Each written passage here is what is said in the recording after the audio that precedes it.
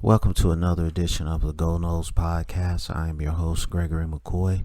This podcast is by a fan, for fans. I am not a journalist.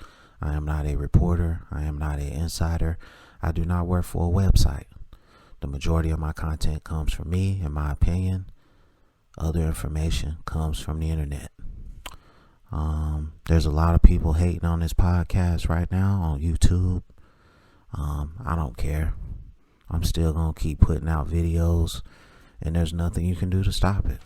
You can make up false allegations. You can say and do whatever you want. I'm going to still keep grinding, man. I do this for fun. I'm not trying to become a YouTube sensation. I do it for free, essentially.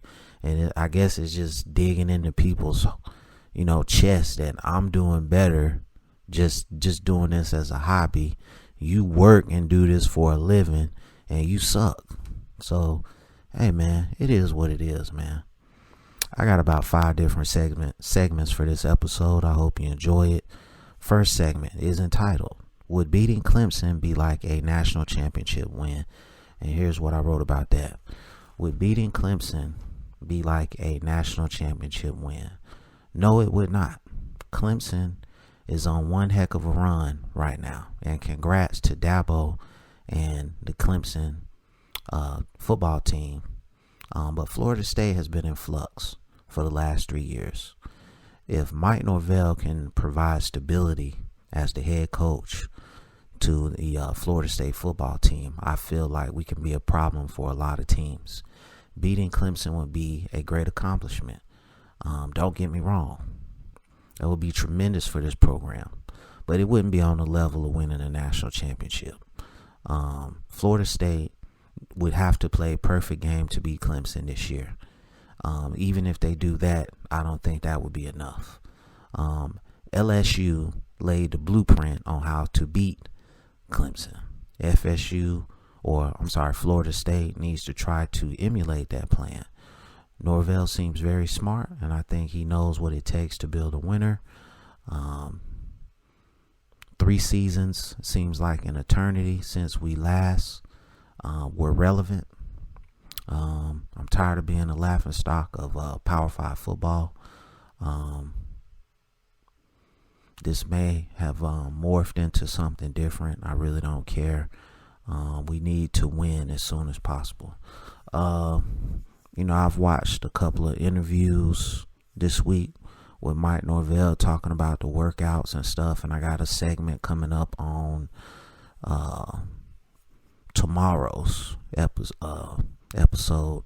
I like his energy.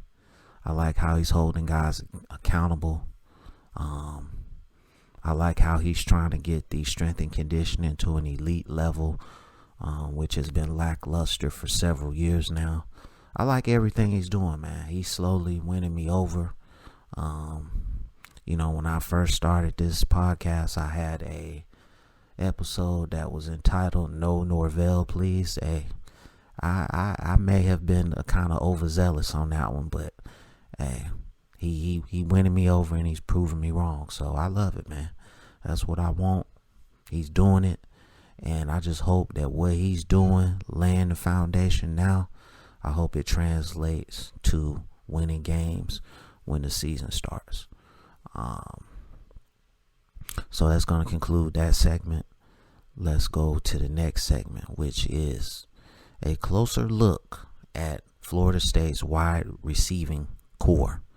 And here's what I wrote about that. A closer look at Florida State's wide receiver core. Terry, Matthews, Thompson, Helton are the main guys. Helton coming off injury. Thompson had his issues. Hopefully all that stuff is good now, and they can be a full go for the season opener. Terry and Matthews are the playmakers here. Hopefully Norvell has a plan on how to use them properly. There's a host of upperclassmen and freshmen waiting in the wings to be a factor. So I feel this is a position of strength for Florida State if it is utilized correctly. Terry needs to learn to run the whole route tree. Matthews needs to be more consistent. Helton, if healthy,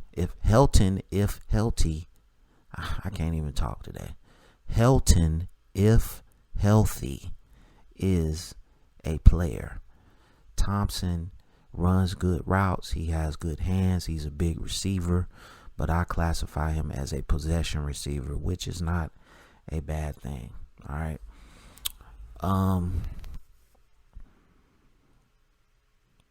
We got some freshmen, Douglas, Wren, Robinson. You got speed there.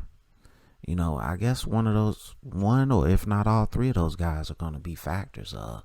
If Tamori and Terry learns how to run the whole route tree, man, you're looking at the maybe the next Terrell Owens, in my opinion, because the deep threat is definitely there, but just knowing all the nuances of route running, if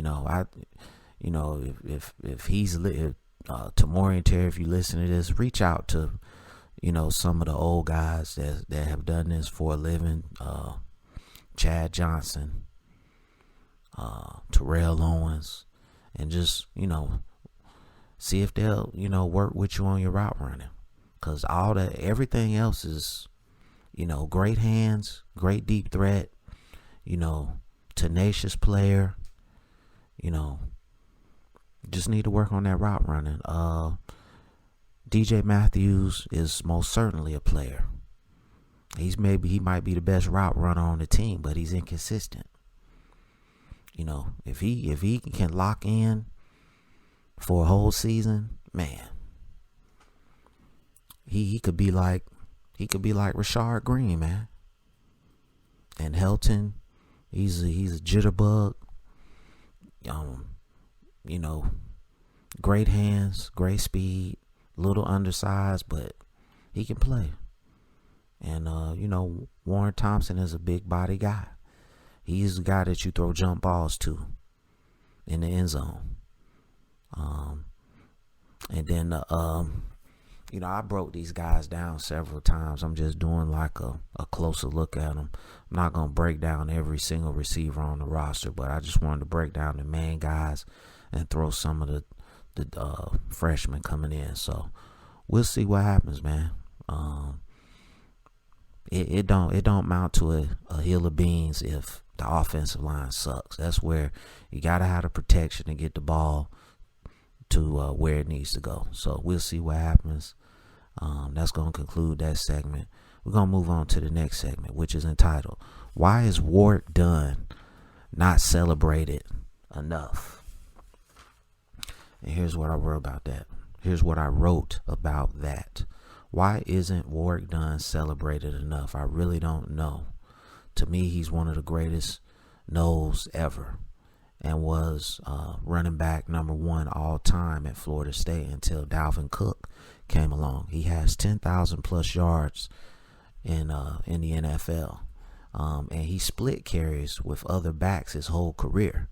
If he would have been the main guy, I think 13,000 or 14,000 is not out of the realm of possibility. Dunn had great hands out of the backfield and didn't mind tattooing a defender on chip blocks.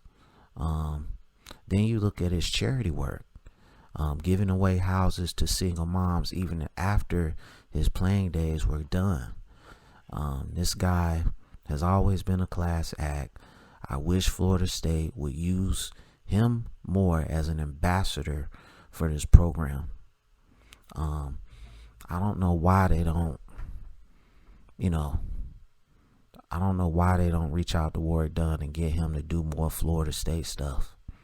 Because, this guy's personifies class. Charity work, beyond reproach. So I think it would be a great look for Florida State. It'd be a great look for Warrick Dunn. All the way around, this would be great.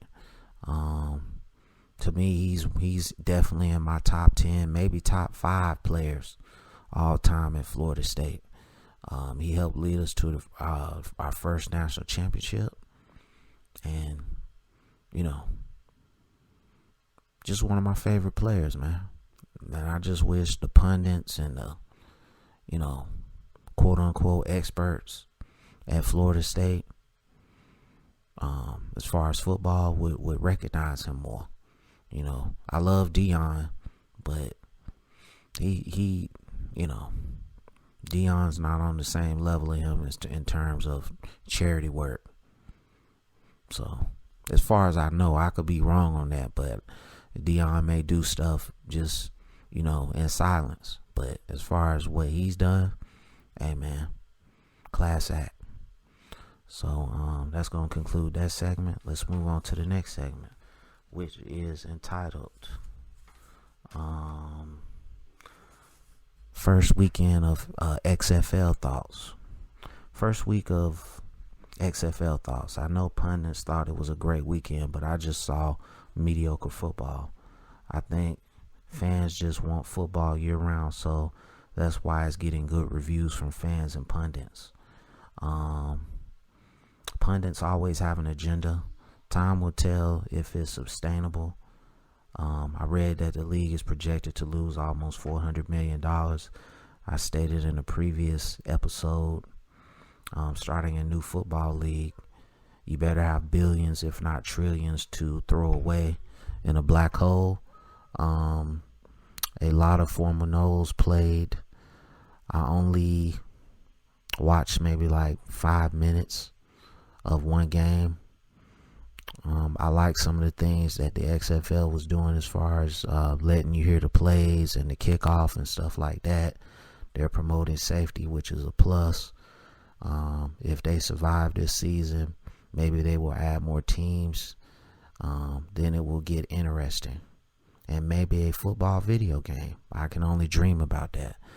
I didn't expect for this thing to get rave reviews, but when you got Fox and ESPN, which is under the Walt Disney umbrella, promoting this league, they're going to say good things to try to get people to watch. It's the whole propaganda engine.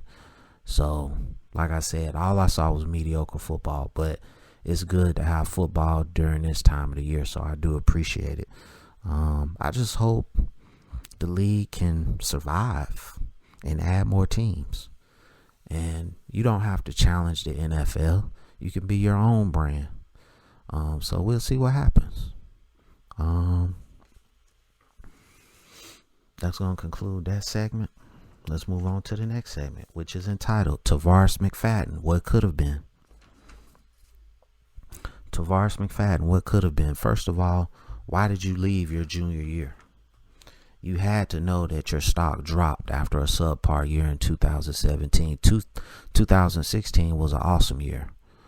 But we know that was because of the pass rushers that Florida State had that year. Tavares McFadden was a decent corner in college, not great.